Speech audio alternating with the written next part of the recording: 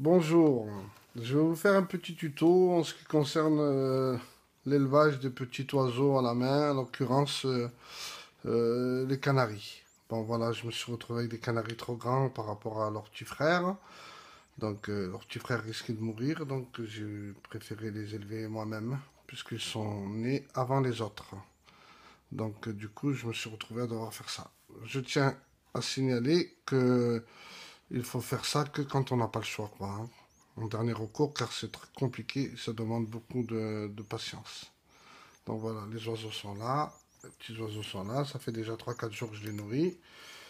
Donc une chose à savoir, la température de la pâtée doit être à température ambiante ou un petit peu chauffée, mais vous pouvez toujours vérifier la température sur votre bras, comme ceci. Si c'est trop chaud, il ne faut surtout pas leur donner, parce que ça risquerait d'endommager de les brûler tout simplement, hein.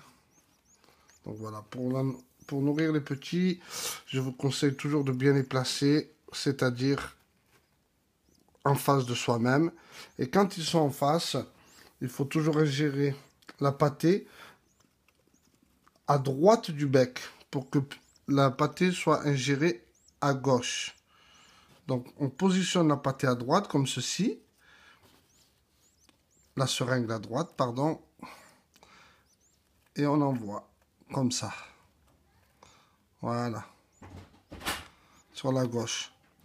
Pour qu'il puisse être nourri. Parce que tout ce qui est partie gauche, quand on se retrouve en face de l'oisillon, tout ce qui est la partie gauche, c'est par là qu'est ingérée la nourriture. La partie droite, c'est la partie respiratoire. Et si vous envoyez de la pâtée sur la partie droite, l'oiseau risque de s'étouffer.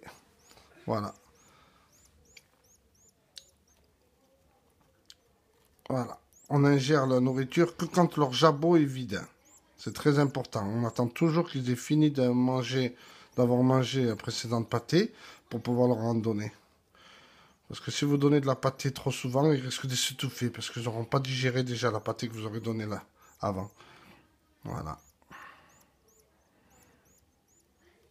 C'est de la pâtée spéciale, attention, c'est pas à ne pas confondre avec la pâtée qu'on peut trouver dans les alimentations pour oiseaux, qui est pour justement les parents, pour celles que se servent les parents pour nourrir les petits.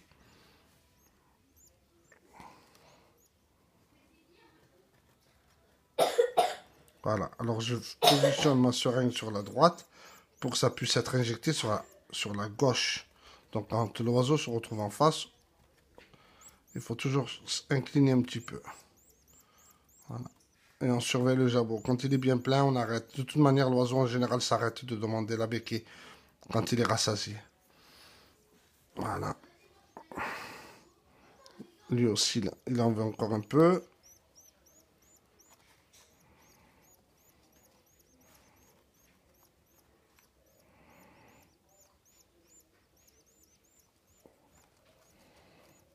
C'est très compliqué, hein, à faire que si on n'a vraiment pas le choix, parce qu'il faut beaucoup de temps, beaucoup de patience.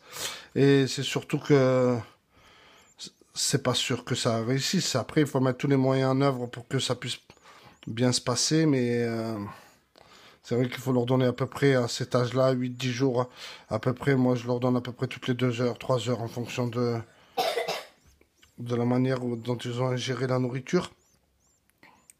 Après, il faut que le jabot, là, qu'on voit bien ici, est bien rempli. Et on leur donnera que quand il n'y en aura plus. On peut l'apercevoir là aussi. Je vais vous décaler.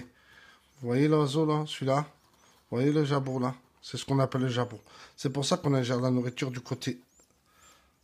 On positionne, pardon, la seringue du côté droit pour qu'elle puisse partir directement à gauche du bec. Voilà, vous voyez bien là. Je peux pas faire mieux, je pense là. Voilà. La température de la pâtée aussi. Attention à surveiller. Si on a un doute, on l'essaye sur soi-même. Si on voit que c'est trop chaud, on ne la donne pas. L'éclairage. Je vais vous montrer l'éclairage une fois que j'aurai terminé. Voilà, ça c'est des petits canaris. Voilà, là je vois que c'est terminé. On va voir lui. Il faut pas se précipiter, hein. C'est pas grave si on rate la seringue parfois, hein. Il faut qu'ils s'habituent aussi à la seringue par rapport à la béquille de leur mère, c'est différent quand même. Si, quand ils sont un petit peu plus grands, ils refusent en général de prendre ça, mais en insistant un peu avec la faim et de la patience, on finit par y arriver sans problème.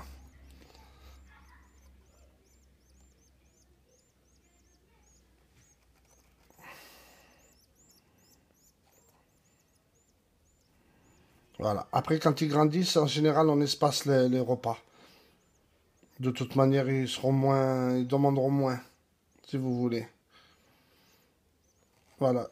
Ça prend pas beaucoup de temps en général pour les nourrir, hein. Après, par contre, c'est du repos. Il faut recouvrir avec une petite rachot, une petite couverture coupée ou un chiffon. Il faut penser à nettoyer aussi le dessous comme ça, là. Changer la pâtée.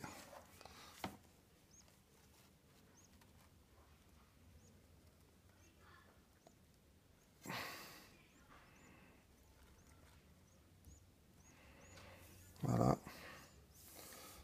Toujours un petit essuie-tout à côté de soi pour nettoyer leurs excréments. C'est très important l'hygiène aussi à cet âge-là. Très très important.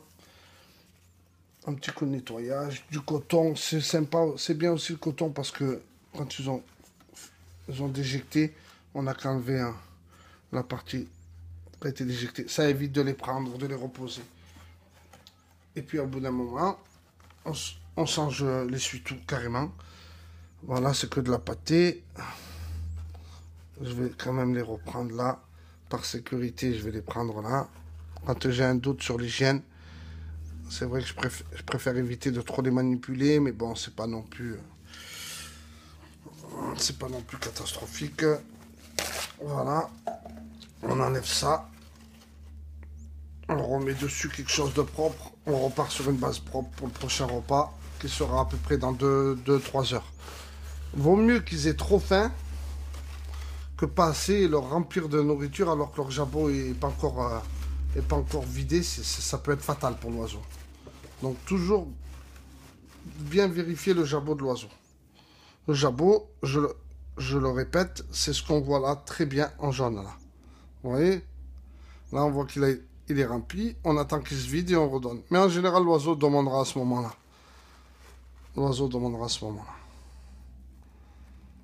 Voilà. On les positionne bien, de façon qu'ils ne soient pas gênés tous les deux, avec délicatesse, parce que je vous apprends rien en vous disant que c'est très fragile, je pense, à cet âge-là, comme oiseau. Voilà, alors ensuite, je positionne ça pour pas qu'il soit en contact direct avec l'éclairage. Voilà. Ils se sentent bien là. Voilà. L'éclairage, moi, je fais comme pour la pâtée, hein. Je passe ma main et je sens. Il faut que je sente une très, très légère chaleur, ce qui permet de les maintenir à une température assez agréable pour eux, parce que bon, s'ils ont trop froid, ils risquent de mourir de froid tout simplement, et s'ils ont trop chaud, ils risquent de se déshydrater. Voilà. J'espère que ça pourra servir à des personnes qui se retrouvent malheureusement dans la même situation que moi. Euh, et puis, si vous avez vraiment envie d'y arriver, normalement tout est possible. Si vous respectez bien, en tout cas, ce que je vous ai expliqué. Après, c'est que des explications personnelles. Et puis, ça a toujours marché, je l'ai déjà fait. Donc, normalement, il n'y a pas de raison. Voilà. Tout est OK. À bientôt.